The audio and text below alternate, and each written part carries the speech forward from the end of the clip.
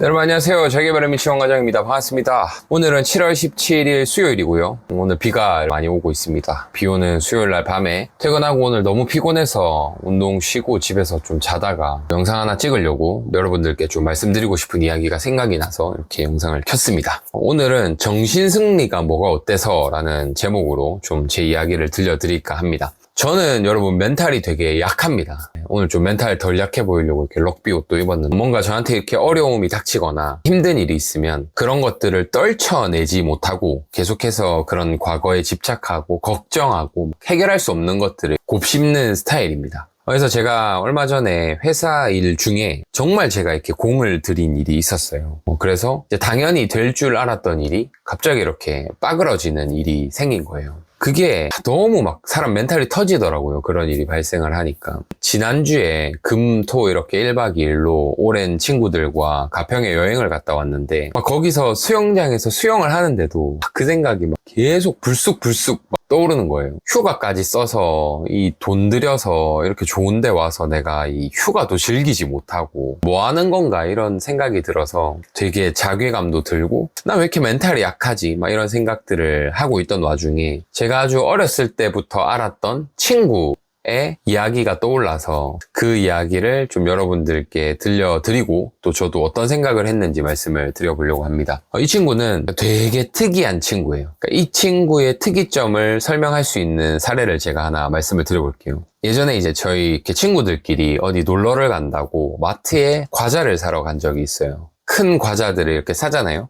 중에 제가 기억하기로는 새우깡인가 뭐 꽃게랑인가 그런 과자였는데 이 친구가 갑자기 그 과자를 이렇게 보더니 이건 사면 안 된다는 거예요. 왜 그러냐 했더니 그 과자 뒤에 있는 성분에 일본산 뭐 꽃게인가 일본산 새우 뭐 이런 식으로 이제 성분이 적혀 있었나 봐요. 그때 당시에 뭐 일본의 방사능 뭐 유출 이런 것들이 좀 이슈가 되던 시기였거든요. 그래서 이 과자를 먹으면 안 된다는 거예요. 저희는 이제 친구들은 처음에 농담을 하는 줄 알았어요. 정말 진지한 거예요. 이 과자를 사면 안 된대요. 그게 너무 황당하잖아요. 그러면은 과자를 사서 자기가 먹지 말든가 그걸 무조건 사면 안 된대요. 친구들이 막 쌍욕을 하고 뭔 소리냐 했는데 결국 그 과자를 사지 않았거든요. 또 다른 사례를 하나 말씀드리면 이 친구가 이제 부산에 있는 지방대학을 나왔어요. 지방대에 이제 물리학과를 나왔는데 졸업을 하고 나서 친구들이 이렇게 취준을 할 때 갑자기 대학원을 간다는 거예요. 물론 이제 대학원을 갈 수 있죠. 갈 수 있는데 저희는 이제 친한 친구들이고 이 친구의 상황과 이 모든 걸 알고 있으니까 그거를 저희 친구들이 다 만류를 했어요. 무슨 네가 학자가 될 것도 아니고 무슨 대학원을 가냐. 그냥 빨리 취직을 해라. 이렇게 이제 저희가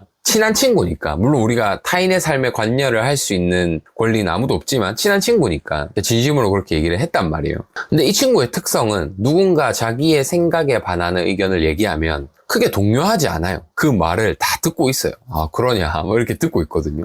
근데 결국에는 자기가 생각한 거 자기의 소신대로 행동을 하거든요. 대학원을 갔습니다. 그리고 지금 이 친구가 이제 결혼을 해서 아기도 놓고 이렇게 이제 잘 살고 있는데 결혼을 할 때도 그때 당시에 대학원생이었어요. 대학원생이 이제 수익이 없잖아요. 그렇다고 이 친구가 되게 유복한 것도 아니고 그래서 처음에 여자친구와 이제 결혼을 생각하고 있다길래 저희는 또 아니 취직을 하고 그런 고정적인 수익이 들어오면 결혼을 해라. 여자친구랑도 꽤 오래 만나고 있었거든요. 취직하는데 한 1, 2년 걸릴 거니까 그 뒤에 결혼을 하는 게 낫지 않냐 했는데 자기의 소신대로 행동을 해서 첫째 아이가 태어날 때 제가 알기로는 원룸에 살았던 걸로 기억하고 있어요. 지금은 이제 다른 곳으로 이사를 갔지만 여러분 이런 사례들을 들으면 좀 어떠세요? 저는 솔직히 어렸을 때 이 친구가 참 되게 못나 보였어요. 사회생활을 하면 어느 정도 사회성도 있고 남들의 눈치도 좀 볼 줄 알고 남들이 진심으로 하는 이야기는 좀 받아들이고 이렇게 해야 되는데 이 친구가 겉으로는 절대 막 이렇게 센 성격이 아니거든요. 누가 무슨 말을 하면 또 듣기는 다 들어요.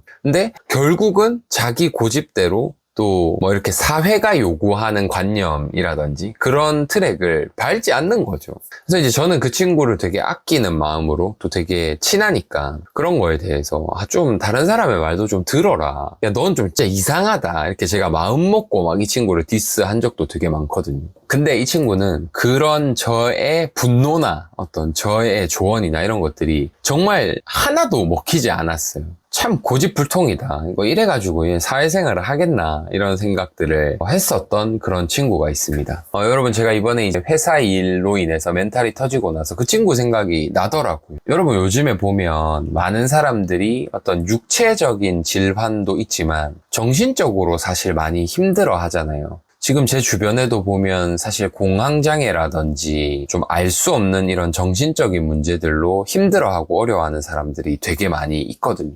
그러면서 어쩌면 이 친구가 사는 방식, 이 친구가 세상을 살아가는 방식이 맞을 수도 있겠구나라는 생각이 들었어요. 물론 나에게 다가오는 모든 일들을 나만의 방식으로 해석하고 이렇게 사회와 담을 쌓는 것은 분명 문제가 있겠지만, 근데 이렇게 저처럼 사실 얼마나 미련해요. 휴가도 쓰고 돈도 쓰고 시간도 들여서 그 경치 좋은 곳에 이런 좋은 친구들과 가서도 그 행복한 순간에 집중하지 못한다는 게, 그 친구였으면 그 상황을 즐겼을 것 같아요. 자신한테 어떤 일이 있었어도 자신의 방식으로 소화를 하고 그 순간을 즐겼을 것 같다는 거죠. 그렇게 보면 때로는 누가 뭐라 해도 나는 상관없어 라고 하는 정신승리가 때로는 필요할 것 같다라는 생각이 들었어요. 여러분 제가 신입사원 때 저의 이제 멘토님이 계셨어요. 부장님이 계셨는데 그 부장님이 하루는 저한테 그런 말씀을 해주셨어요. 제가 그때 이제 근무를 할 때 사무실이 7층에 있었거든요. 너는 직장 생활을 할 때 가장 중요한 게 뭔 거 같냐 이렇게 이제 질문을 한번 하시더라고요.